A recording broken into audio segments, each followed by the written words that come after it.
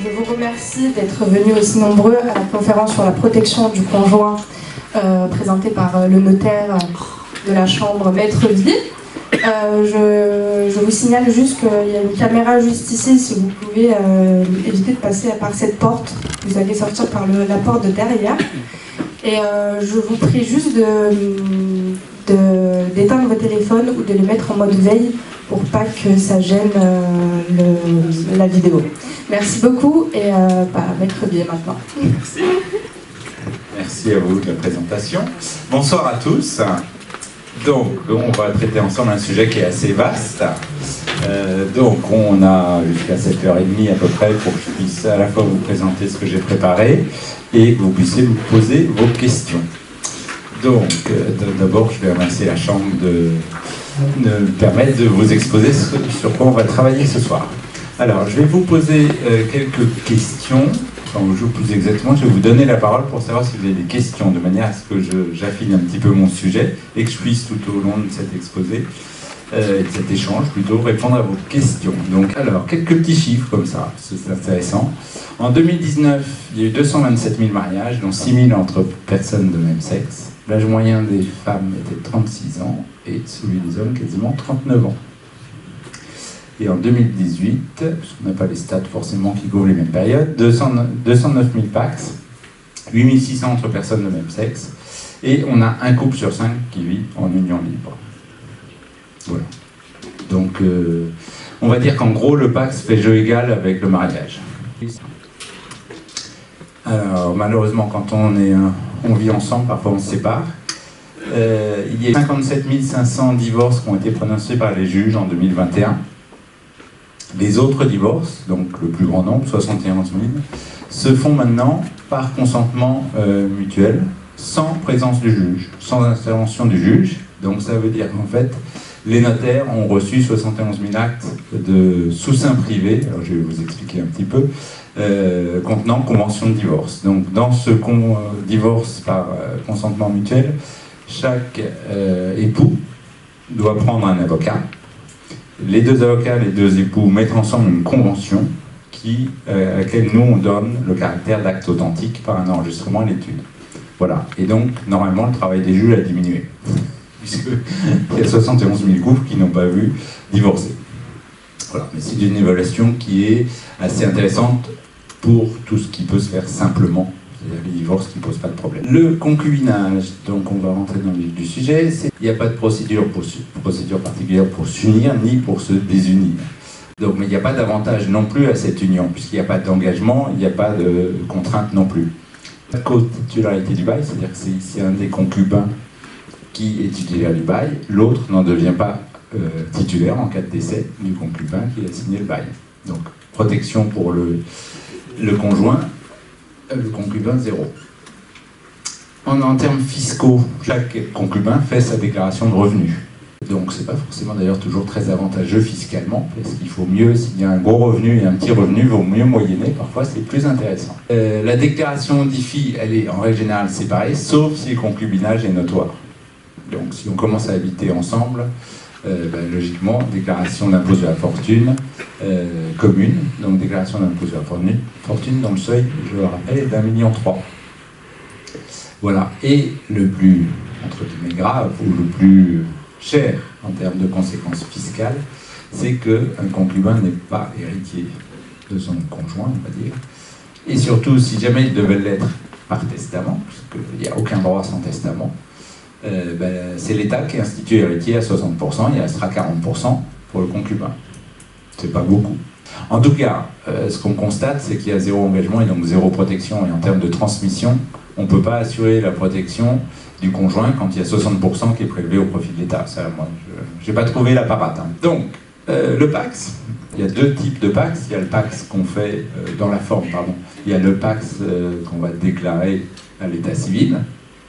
Et il y a le PACS notarié. Au même titre qu'un contrat de mariage, on peut faire un PACS notarié. En matière de contenu, vous avez, le PACS peut être soit un PACS qu'on appelle indivision, soit un PACS séparation. Et en fait, le PACS indivision est un peu comme une communauté. Personnellement, je trouve que le terme n'est pas bien choisi, mais c'est comme ça qu'on les prénomme. Voilà. Il y a une co-titularité du bail, donc ça c'est un élément de protection, parce que si jamais l'un des partenaires décède, le survivant pourra rester dans le bien qui est loué. On peut décréter la fin du PACS par une simple petite lettre recommandée à son partenaire. Voilà. C'est le divorce à l'unilatéral, autrement dit. Bon, tu me plais plus, je m'en vais. Ou tu t'en vas d'ailleurs, ça dépend. Et surtout, le partenaire, sous l'angle du droit civil, n'est pas héritier. Donc moi, si je pouvais vous laisser un enseignement ce soir, c'est dire à tous ceux de la génération qui sont vos enfants, voire vos petits-enfants qui sont pacsés, demandez-leur de vérifier s'ils ont fait un testament. Parce qu'un pacte sans testament, ça sert à rien. Mais quand je dis à rien, c'est à rien. C'est-à-dire que fiscalement, la fiscalité des partenaires est alignée sur la fiscalité des couples mariés. Et dans les couples mariés, on n'hérite pas, on ne paye pas de droit pour hériter de son conjoint. Le partenaire de PACS n'a pas de droit de succession à payer pour hériter de son partenaire, mais s'il n'y a pas de testament, il n'a pas de vocation à hériter. En termes de protection par rapport à un décès, zéro, sans testament. Voilà, donc pour moi, c'est peut-être le message le plus important dans ce qui concerne la protection des partenaires pacsés. Voilà. La loi a prévu quand même une petite protection, un droit temporaire au logement qui dure 1 an. Bon, ça fait pas beaucoup. Et le partenaire pacsé peut être prioritaire pour se voir attribuer le logement résidence principale. Bon, c'est pas énorme, c'est un début. Donc fiscalement, une déclaration de revenus commune, une déclaration d'IFI commune, et donc une fiscalité un peu plus alléchante qu'en matière de concubinage. Voilà. Donc le mariage. Donc la possibilité d'abord qui est offerte au futur couple marié, c'est d'avoir un contrat de mariage. Il y a plusieurs typologies de contrats de mariage. On a des régimes communautaires, des régimes d'essence séparatistes. Dans les régimes communautaires, on a évidemment le régime légal, c'est-à-dire que si on ne fait pas de contrat de mariage, on se trouve automatiquement marié sous le régime qu'on appelle la communauté de biens réduite aux acquêts. Cette communauté de biens réduite aux acquêts, c'est en fait un contrat dans lequel chaque époux a son patrimoine qu'on appelle le patrimoine propre, c'est-à-dire tous les biens dont il est propriétaire avant le mariage, tout ce qu'il reçoit par donation, tout ce qu'il a reçu ou recevra par donation ou par succession. Ça, c'est ce qu'on appelle le patrimoine propre à chaque époux. Ce patrimoine propre, il sera toujours perso. Il appartient à l'époux. Et puis, donc, ça, c'est 2 composantes, monsieur, madame, ou époux, peu importe. Et il y a les patrimoines communs, donc qui est constitué par toute l'épargne acquise par le couple. Donc, c'est tout l'argent qui double la notion d'acquêt. C'est tout ce qui est mis de côté par le couple. Tous les revenus du couple tombent, par exemple, dans le pot commun. Donc, en fait, le régime de communauté, c'est un régime un petit peu mixte, où on a à la fois des biens perso, à la fois des biens communs. Donc ça, c'est un choix de régime. On a un régime qui est plus simple, qui est la séparation de biens. Donc, où chacun des époux a son patrimoine, chacun des époux a ses propres revenus. Donc, il n'y a pas, a priori, de pot commun. Un riche devient plus riche, un pauvre reste pauvre. Alors que dans le régime de communauté, on met en commun toute l'activité du couple. Donc ça a tendance à répartir le patrimoine un petit peu mieux entre les 2 époux. Après, vous avez un contrat de mariage qui est mixte, qui s'appelle la participation aux acquêts. Alors, en fait, c'est un régime de séparation où on mesure l'enrichissement de chacun des époux. Un peu comme une séparation de biens. On dit, voilà, au jour du mariage, j'ai tant. Au décès ou au divorce, mon patrimoine est passé de ça à ça. On compare ce qui s'est passé dans le patrimoine de chacun des époux, et celui qui s'est le plus enrichi doit reverser une partie de son enrichissement supplémentaire à l'autre, de manière à ce que chacun des époux ait un enrichissement identique. Donc, autrement dit, c'est un régime de séparation, puisque pendant toute la durée du régime, on est séparé de biens, et quand on fait les comptes comme si on était époux mariés en communauté de biens aux acquêts. Autrement dit, une participation aux acquêts ou une communauté réduite aux acquêts, ça arrive au même résultat financier. Voilà, c'est ça qu'il faut comprendre. Malheureusement, les régimes matrimoniaux, c'est quand même assez complexe. Voilà. Après, on a un régime de communauté conventionnelle. Donc, vous avez dû entendre parler de la communauté universelle. Cette communauté universelle, c'est une communauté qui est conventionnelle dans le sens où vous déterminez ce que vous mettez dans le pot commun de la communauté et vous avez la faculté en tant que couple de déterminer comment vous répartissez l'enrichissement de la communauté, le patrimoine même de la communauté. Donc cette communauté, quand elle comprend tout le patrimoine, on la qualifie de communauté universelle. Donc on a mis les biens propres de chaque époux, plus les biens communs, qui par essence sont communs et appartiennent aux deux époux. Donc ça, c'est à l'entrée, et à la sortie, on peut dire que le patrimoine appartiendra exclusivement aux survivants des époux. Donc c'est une communauté universelle si elle comprend tout le patrimoine, et elle est avec attribution intégrale si le conjoint survivant reçoit tout le patrimoine. Voilà. Et après, selon les contrats de mariage, on peut mettre des clauses avec ce qu'on appelle des avantages matrimoniaux. C'est une clause. On dit le survivant pourra se faire attribuer la résidence principale, par exemple. Et du coup, elle sort du patrimoine commun pour rentrer, elle n'est plus dans la succession, pour rentrer directement dans le patrimoine du conjoint survivant. On a la possibilité, en fait, de rédiger dans les actes de contrat de mariage ou de changement de régime des particularités qui vont être du sur-mesure pour le couple. Il faut savoir aussi, je ne l'ai pas dit, qu'un couple marié a la possibilité de modifier son régime matrimonial pour adapter un autre régime matrimonial. On a aussi une chose qui est hyper importante, c'est la pension de réversion. Cette pension de réversion, elle est pour l'instant réservée aux couples mariés exclusivement. Dans une pension, pour ce qui concerne le secteur privé, donc dans le secteur privé, les retraites comprennent une partie régime général, une partie régime complémentaire. La partie régime général qui est plus ou moins de l'ordre de, on va dire, 1 000 € en moyenne. Ça peut être 800, ça peut être 1 200, 1 500. Cette retraite générale n'est pas versée au conjoint survivant si lui-même a plus de 21 000, quasiment 22 000 € de revenus annuels. Il reste donc les complémentaires. Et sur les complémentaires, le reversement est de l'ordre de 55%. Donc si je prends quelqu'un qui a une retraite de l'ordre de 3 000 €, on va dire qu'à peu près 1 000 € base régime général ne seront pas versés si le survivant a plus de 22 000 € de revenus, tout revenu confondu, parce que c'est revenu de retraite éventuellement, ou du travail, plus revenu locatif si le revenu locatif il y a. Et donc, sur mes 3 000 €, j'enlève à peu près les 1 000 € de régime général, il me reste 2 000 €, là-dessus, il y aura 55% qui seront versés. Donc, de 2 000 €, on passe à 1 100 €. De 3 000, on passe à 1 100 €. C'est pas tout à fait pareil. Voilà pour... Mais, ceci étant dit, cette pension de réversion, elle est quand même utile. Donc, c'est quand même un avantage du régime des couples mariés par rapport aux couples non mariés. Alors, parmi la situation, toujours en matière civile, des époux mariés, le conjoint survivant a des droits successoraux.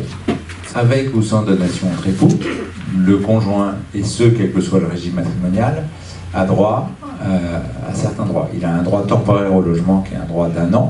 Donc ça, c'est quand le logement est loué. Le loyer est pris en charge par la succession pendant 1 an. Il y a aussi un droit viager au logement. C'est-à-dire que le conjoint survivant peut rester dans la résidence principale sa vie durant. En plus, donc, le conjoint a des droits successoraux légaux.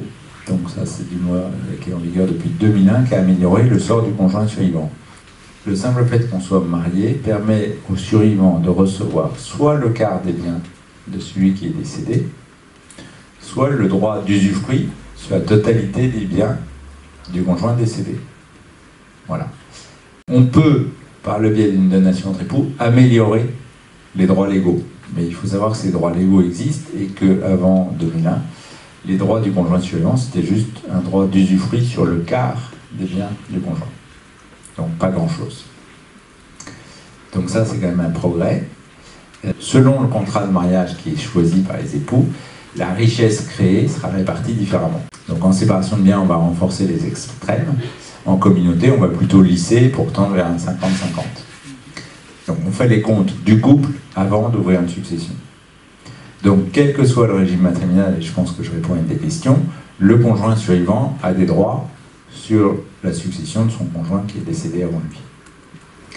Selon, on est dans un régime communautaire ou dans un régime de séparation, les droits peuvent être plus ou moins importants. Mais ça, c'est le contrat de mariage qui a été choisi par les époux qui déterminera ça. Les droits peuvent être améliorés grâce à ce qu'on appelle la donation dernier vivant ou la donation entre époux. Cette donation entre époux, elle permet au conjoint survivant trois possibilités, il y a trois options. Soit recevoir l'usufruit, bon, c'est la même chose que l'usufruit légal.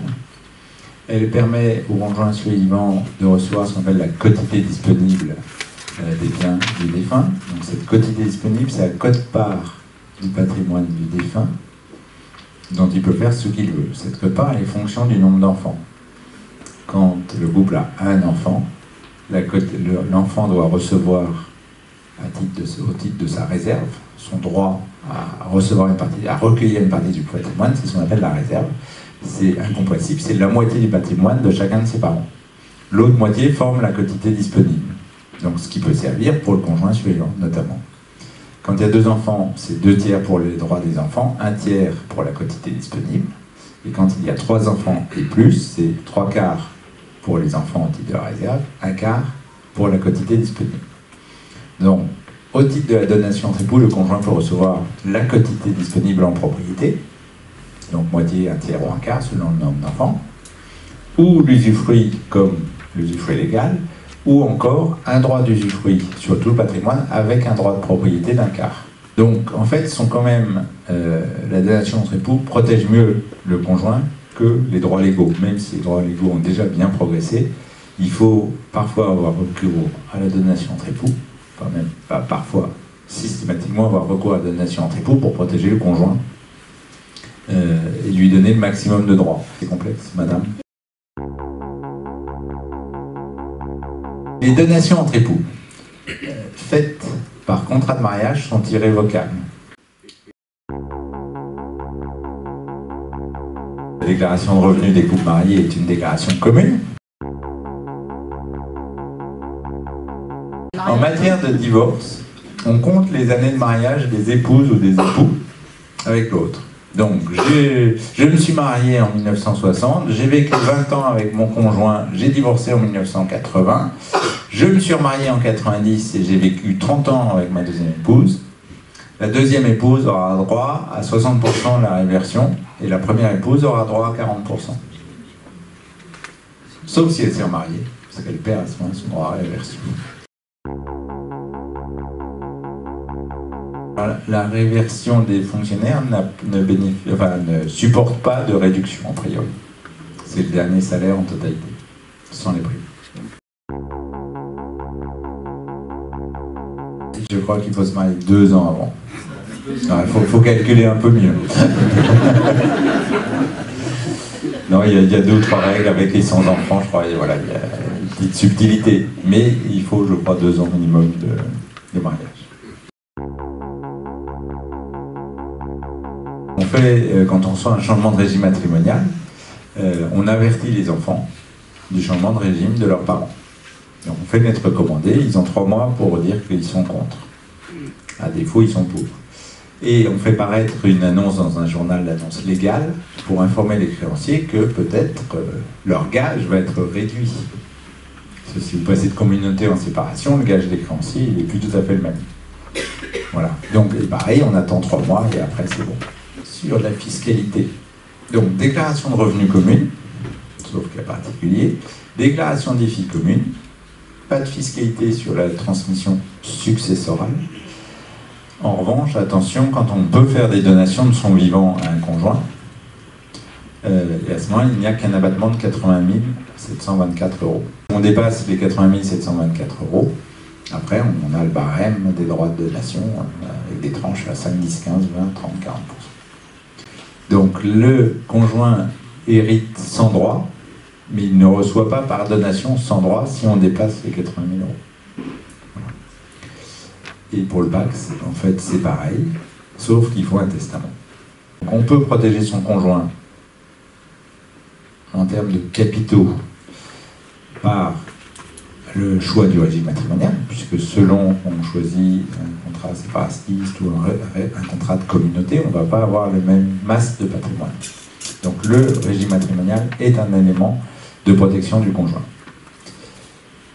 Indépendamment du régime matrimonial, la donation entre époux ou le testament est aussi un élément de protection possible du conjoint. Après, un bon revenu est aussi un élément de protection du conjoint, parce qu'il y aura quand même une réversion d'autant plus importante que le revenu d'un époux aura été important. Ou des placements qui généreront dans le futur des revenus. Donc ça peut être des choix d'investissement, tout simplement. On peut aussi avoir recours à l'assurance vie, je reviendrai là-dessus après.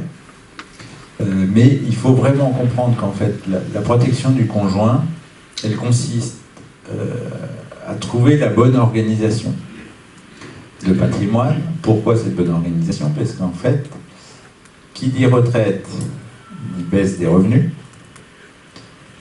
avec, paradoxalement, peut-être une augmentation des charges. Alors pourquoi baisse des revenus? Bon, je l'ai expliqué, c'est la réversion. Pourquoi augmentation des charges? Parce qu'en fait, quand on est veuf, on a une part et demie en termes d'impôts, et que si on a son revenu plus une partie de la réversion et une part et demie, on peut avoir un niveau d'imposition supérieur à celui du couple. Pas systématiquement, mais ça peut arriver. Deuxièmement, les charges qu'on paye au quotidien, charges de copropriété, d'électricité, de chauffage, elles sont à peu près les mêmes, qu'on soit seul ou qu'on soit deux. Ce qui va peut-être changer, c'est peut-être le budget alimentation, mais ça va pas quand même faire la différence. Donc c'est vraiment une réflexion à la fois sur les capitaux et sur les revenus. Si on n'a pas cette double réflexion, on ne peut pas se projeter. Donc il faut vraiment planifier en fait la dernière partie de vie en fait, pour ne pas être en état d'anxiété en disant je ne vais pas pouvoir payer ma maison de retraite ou je n'arriverai pas à payer mes charges. Voilà. Pourquoi? Parce que qui dit retraite dit baisse de... Alors retraite étape 1 à 2, baisse de revenus, et retraite du conjoint seul, encore baisse de revenus. Après, il y a d'autres sujets qui peuvent être abordés en termes de protection du conjoint, c'est l'autonomie. Alors l'autonomie, c'est l'autonomie patrimoniale. Si on est propriétaire à deux d'un appartement et qu'il y en a un qui décède, le conjoint survivant, il a sa moitié de communauté, il a éventuellement un droit d'usufruit sur l'autre moitié s'il a opté pour l'usufruit, et puis les enfants sont nus propriétaires. Donc le conjoint n'est pas seul propriétaire, donc il ne peut pas vendre tout seul. Bon, s'il y a un enfant qui ne veut pas vendre, ça devient compliqué. Donc il faut, dans l'organisation patrimoniale, générer des capsules, des cagnottes, sur lesquelles le conjoint survivant aura la maîtrise. Parce que c'est ça qui peut permettre de compléter un manque de revenus. Donc après, il y a l'autonomie. Alors l'autonomie, ça veut aussi pouvoir dire rester dans son appartement ou sa maison. Si vous avez une maison de plein pied, c'est top, mais si vous avez un handicap et que vous avez 8 marches à monter pour aller au rez-de-chaussée de l'immeuble, c'est beaucoup moins bien. Donc ça veut dire organiser la détention de son patrimoine en fonction aussi de ce futur-là, qui peut passer par une moindre autonomie. Voilà. En prévoyance, il y a pas mal de choses qui peuvent être faites sous forme de prévoyance. Il est possible de contracter des assurances, prévoyance, perte d'autonomie ou autre. Bon, ça peut être des choses à voir. Et pour les couples qui sont en activité, dont l'un au moins des époux est en activité, il y a dans les entreprises en fait des régimes de prévoyance avec des assurances en cas de décès. Voilà. Donc, petit conseil, il faut toujours vérifier qui est le bénéficiaire de ces contrats de prévoyance pour s'assurer que c'est bien le conjoint, si le conjoint en a besoin. En termes de fiscalité, je vous ai dit que je vous parlais un petit peu d'assurance vie, c'est quand même un sujet assez récurrent. Le conjoint ne payant pas de droit de succession peut être bénéficiaire de contrats d'assurance vie sans fiscalité, quand bien même ces contrats auraient été souscrits après 70 ans.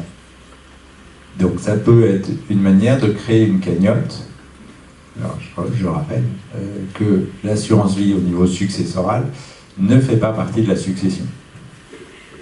Donc ça peut être une manière d'extraire une partie du patrimoine pour le mettre sous forme d'un contrat d'assurance vie qui sera dévolu au conjoint survivant et qui bénéficiera ainsi d'une cagnotte si besoin il y a. Parfois, il faut savoir donner avant pour des questions fiscales, ça peut être tout à fait pertinent. Je fais beaucoup de donations dans ce sens-là. Encore faut-il s'assurer que les parents qui deviennent usufruitiers puisqu'ils ont donné la nue propriété d'un bien ont ce qu'il faut pour vivre. Voilà. Et ça s'anticipe.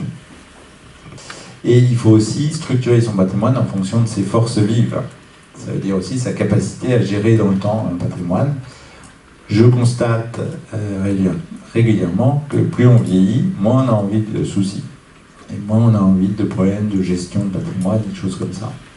Donc on a une étape de vie où il faut parfois simplifier la structure de son patrimoine de manière à ce que les choses roulent le plus facilement possible. Protéger le conjoint, c'est se projeter, c'est faire un saut dans le futur en essayant de voir ce qui peut mal se passer, parce que tout ne se passe pas mal, et anticiper aussi ce qu'on aura envie de faire, parce que là j'ai parlé beaucoup de contraintes, mais on peut aussi avoir des envies, surtout quand on a la chance d'avoir un patrimoine, c'est d'en profiter, et voir comment est-ce qu'on peut en profiter sans avoir trop de soucis, sans mettre le conjoint survivant en situation difficile, ou tout au moins délicate, parce qu'on n'aura pas bien prévu.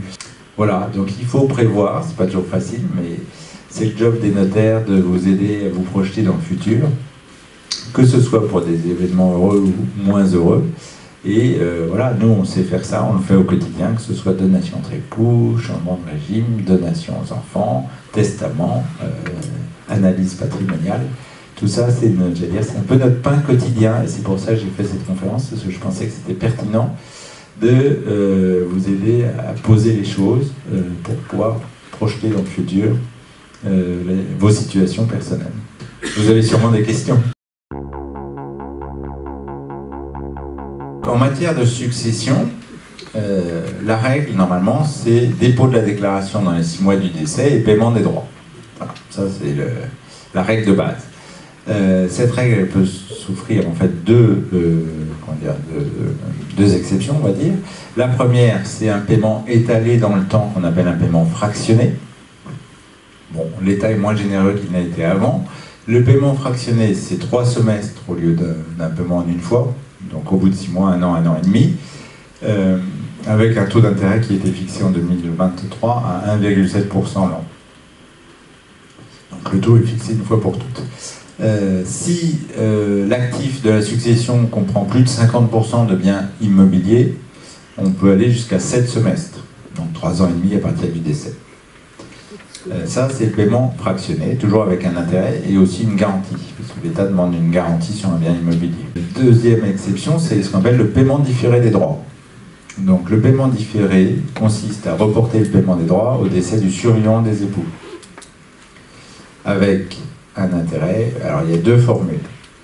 La formule simple, c'est j'ai des droits, je calcule l'intérêt, et pendant toute ma vie, je paye un intérêt au taux de 1,7%. Donc j'ai 100 000 € de droits à payer, je paye 1 700 € pendant toute la durée de vie du survivant des époux.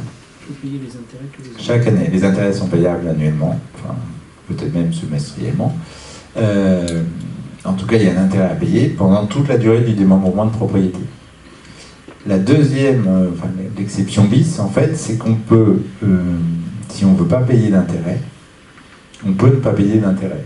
Mais ce n'est pas un cadeau de l'État, c'est une formule de calcul qui est différente. C'est qu'au lieu de dire, j'ai reçu, par exemple, j'en sais rien, n'importe quoi, le patrimoine à 1 million, conjoint survivant qui opte pour l'usufruit, disons qu'il a 85 ans, son droit d'usufruit vaut 20%. Donc j'ai des droits à payer sur 800 000.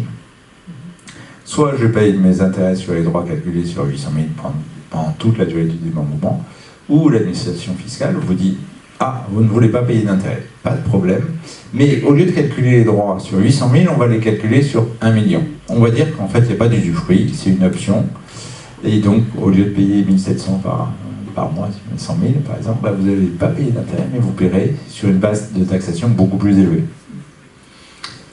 Donc c'est pas forcément un avantage, il faut bien faire ces petits calculs. Il y a alors le vrai sujet sur le paiement différé, c'est que dès que vous vendez un bien, il doit servir au paiement de la dette à l'État. Donc paiement différé, on n'en fait pas tant que ça. Franchement, je crois que j'en ai fait un dans ma vie.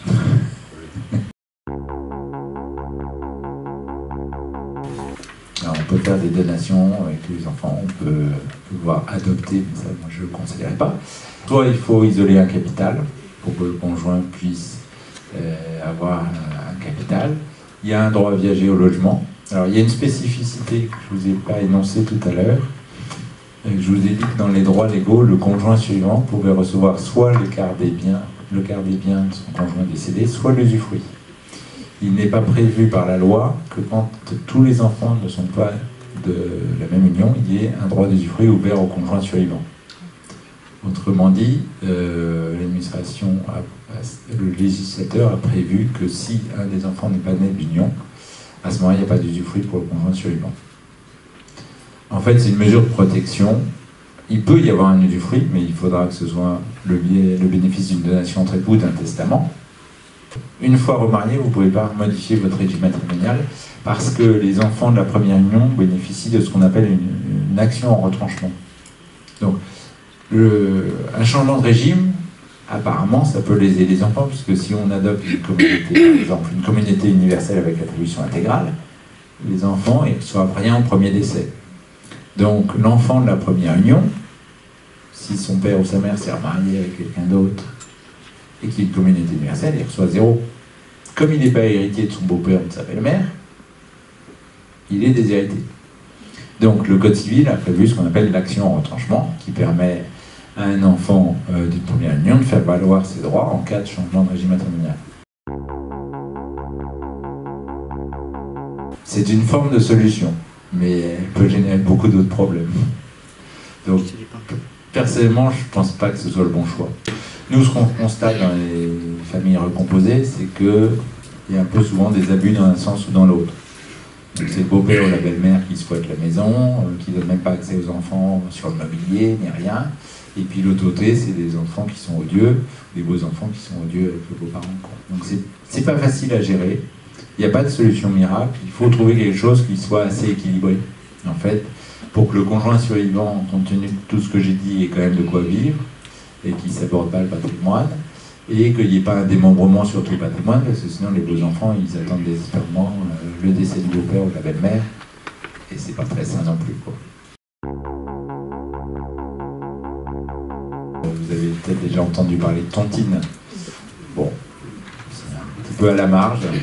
En fait, c'est une clause d'un contrat où on dit que seul le survivant, finalement, est réputé propriétaire dès le départ du tout. Bon. À la limite, si on n'a pas de descendants, dans certains cas de figure, on pourrait considérer que c'est un bon contrat. Après, ce qui a été imaginé par la pratique, c'est une société civile avec un démembrement des parts, de manière à ce que, éventuellement, le survivant puisse au moins avoir la jouissance de tout le logement. Vous achetez la moitié des parts en nue propriété, donc un des concubins achète la moitié des parts en nue propriété, l'autre conjoint achète l'usufruit de ces mêmes parts. Et on fait ça croisé. Donc le survivant devient plein propriétaire des parts, puisque ces parts qu'il avait en nue propriété étaient grevées d'un usufruit au profit de son concubin qui est décédé, donc il devient automatiquement plein propriétaire des parts, et il a l'usufruit des parts que lui avait. Voilà. Bon, ça fait pas tout. Après, l'assurance vie est quand même d'une bonne utilité, si tant est qu'elle soit souscrite avant 70 ans. Et après, c'est plus cher. C'est une charge du mariage. Donc en fait, quand on est locataire de sa résidence principale, on peut bénéficier d'un droit au logement pendant 1 an, qui est payé qui est pris sur l'actif de succession. Et c'est pas un droit qui naît, en fait c'est assez étonnant, c'est un droit qui naît du mariage. C'est pas un droit successoral en quelque sorte. Non, c'est précaire. C'est précaire. Mais, le droit civil permet plein de choses, sauf qu'il faut se poser, il faut savoir quels sont les enjeux, il faut savoir où on veut aller, voilà, et prendre des décisions. Bah, je vais dans cet axe-là parce que c'est le point faible, c'est ça, et je veux remédier au point faible. Est-ce qu'il y a d'autres questions? Non, il y a d'autres solutions si vous voulez. En fait, les enfants, ils ont toujours droit à leur part de réserve. Donc, soit vous dépensez tout, il n'y a plus de sujet, hein. Voilà. L'État sera content, parce que de toute façon, il récupère 20% de TVA quand même. Soit vous changez de régime matrimonial pour que les enfants héritent le plus tard possible. On peut, par le biais d'un legs universel, éviter la naissance d'une indivision. Je m'explique. Jusqu'à il y a un peu plus de 15 ans, La réserve des héritiers, donc des descendants, était exprimée en nature, c'est-à-dire qu'ils devaient recevoir un quart de chaise, un quart de voiture, un quart de maison, un quart de petite cuillère. Ils devaient être allotis en nature de biens. Depuis cette réforme de 2006, la réserve peut être payée aux enfants en argent. La réserve est en valeur et elle n'est plus en nature. Ce qui veut dire que quand on institue un conjoint légataire universel, on lui dit en fait tu prends tous les biens. C'est ça le legs universel. Mais comme les enfants ont un droit à réserve, on va réduire cette disposition de manière à ce que les enfants bénéficient de leur droit à réserve. Puisqu'on ne peut pas les déshériter. Sauf que si j'ai un appartement qui vaut 2 millions, je ne vais pas donner un quart de chaque appartement d'une propriété aux enfants, ça ne sert à personne. Je peux dire, moi, conjoint survivant, il se trouve que j'ai de l'argent dans mon patrimoine, donc je garde l'appartement, legs universel au conjoint, il devient seul propriétaire de l'appartement, et il va devoir 500 000 € par exemple à chaque enfant.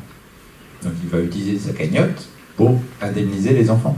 Et comme ça, ils auront leur réserve, leur droit à réserve, qui sera versé en valeur, pardon, et pas en nature. C'est quand même un super outil, puisqu'en fait, ça évite de créer des indivisions entre les enfants et les parents survivants. Donc voilà, c'est pour ça que je vous incite vraiment à vous poser la question du testament. C'est un bel outil qu'on n'utilise pas assez. Voilà, il faut le refaire de temps en temps, mais oui. Oui, il faut faire un testament. Parce qu'en fait, alors on peut prévoir dans la donation entre époux, qui vaut à peu près la même chose que le testament, on peut prévoir un legs universel. Et les enfants ont la faculté de demander la réduction du legs. Voilà.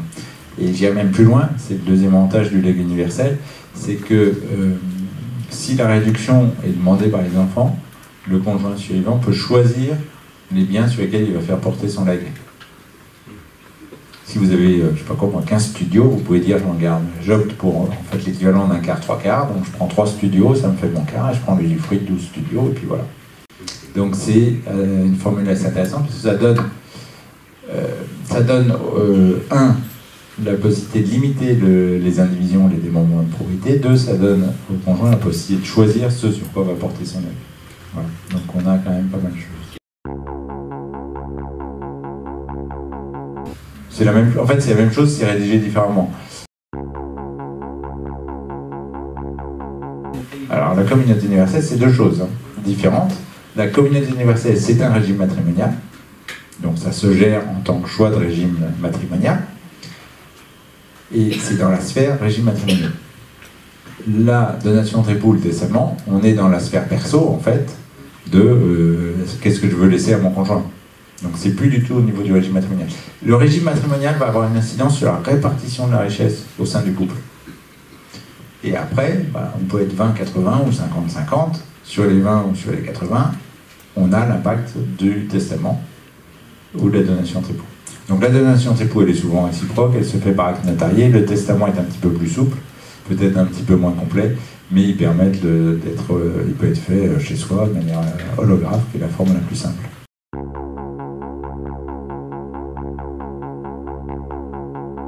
Alors, il y a deux aspects dans votre question.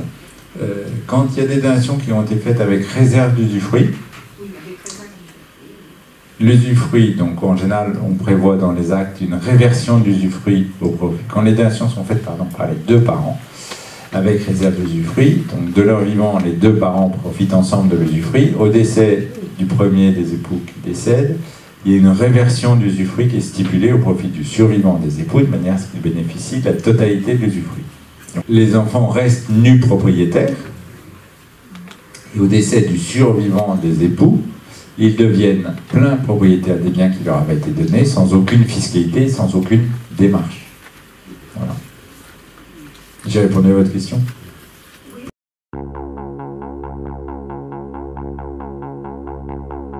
Il n'y a pas de distinguo entre la résidence principale et les autres biens. Si vous avez des époux communs en biens qui ont acheté une résidence principale ensemble, en fait, ils en ont chacun la moitié. Donc, s'il n'y a pas de testament ni de donation entre époux, la loi prévoit que le survivant puisse recevoir le quart des biens de son conjoint ou l'usufruit.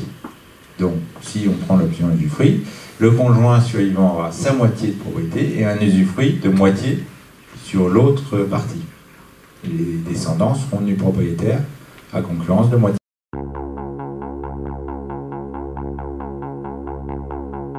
Non, à partir du moment où il y a par exemple un usufruit des enfants nus propriétaires, c'est le conjoint survivant et les enfants nus propriétaires qui vont décider 1 de la vente, 2 du prix, 3 du sort du prix de vente.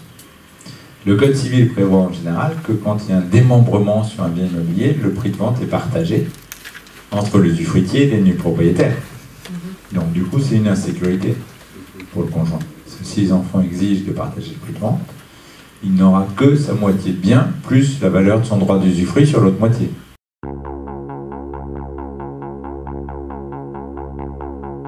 En théorie, oui, mais en fait, le propriétaire, c'est le nu propriétaire. En revanche, c'est l'usufruitier qui assume les charges de la jouissance. Donc en général, il prend aussi l'entretien, il prend tout, puisqu'il a une jouissance gratuite. Mais en règle générale, c'est l'usufruitier qui assume les charges de la jouissance de la propriété. Voilà. Oui, madame.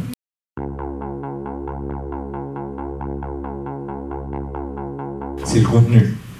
En fait, vous pouvez faire une donation au dernier vivant dans laquelle vous dites je donne tout mon patrimoine à mon conjoint survivant. Si toutefois il y a des enfants nés de notre union, ils pourront demander la réduction de cette disposition universelle pour qu'ils reçoivent leur part de réserve. Voilà. Ça, c'est une formulation. Vous avez une deuxième formulation qui est de dire je lègue à mon conjoint l'une des 3 quotités permises par la loi, usufruit, quart en propriété plus usufruit ou quotité disponible. Donc dans un cas, on crée l'indivision entre le conjoint et les enfants, les descendants, puisqu'en fait, ils vont être tous héritiers dans la succession. Et dans l'autre cas, le bien va automatiquement au conjoint, à charge pour lui d'indemniser les enfants. Donc c'est pas l'objectif est le même, c'est la protection du conjoint. La manière d'y arriver est différente. Voilà. Avant de protéger le conjoint survivant, on a peut-être un outil que vous pourriez nous éclairer sur le mandat de protection future qui peut avoir du sens pour éviter, alors qu'on a les deux conjoints, enfin les deux conjoints, peut-être éviter des difficultés. Oui, proprement parler, le mandat de protection future permet de dire le jour où je vais plus bien, je veux que ce soit un tel qui gère mes affaires. Donc c'est une alternative à la curatelle ou à la tutelle, à une mesure judiciaire. On a une mesure conventionnelle de protection au lieu d'une mesure judiciaire. Voilà. Et le mandat de protection future, ça permet de dire je veux que ce soit un tel qui gère, ou à défaut d'ailleurs un tel, et ça permet d'aborder 2 sujets qui sont soit le patrimoine, soit la personne. Donc je faisais par exemple référence au tiers de confiance, je veux que ce soit éventuellement un tel qui s'occupe de tout ce qui concerne la personne, et je veux que ce soit machin qui gère mon patrimoine. Voilà. Et c'est plus facile de le dire quand on va bien que tout d'un coup de s'apercevoir qu'il n'y a plus de capacité juridique, qu'il faut foncer chez le juge qui n'est pas très dispo, aller voir le médecin pour avoir un certificat médical. Voilà. Donc le mandat, il est fait quand on va bien, et il entre en vigueur sur production du mandat de protection future et d'un certificat médical disant qu'il y a une perte de capacité. Voilà. Et on va au tribunal et on va voir le greffe et on fait rentrer en vigueur le mandat. Donc c'est une alternative avec un peu plus de simplicité que la mesure de protection judiciaire. Alors moi je vous conseille le mandat notarié parce qu'il a plus de pouvoir que le mandat sous seing privé. Et nous, à l'étude, ce qu'on fait, c'est que souvent on le double d'une procuration générale. Voilà. En général, ça peut servir avant que le mandat ne rentre en vigueur. Ça peut être bien d'avoir quelqu'un qui a une procuration générale pour qui aller retirer un paquet à la poste, ou aller ouvrir un compte, ou faire des démarches particulières, ou vendre des actions. Voilà. Merci pour cette question tout à fait pertinente. C'était un aspect que j'avais moins développé, parce que ça peut faire l'objet d'un grand sujet. Voilà, merci à tous et très bonne soirée.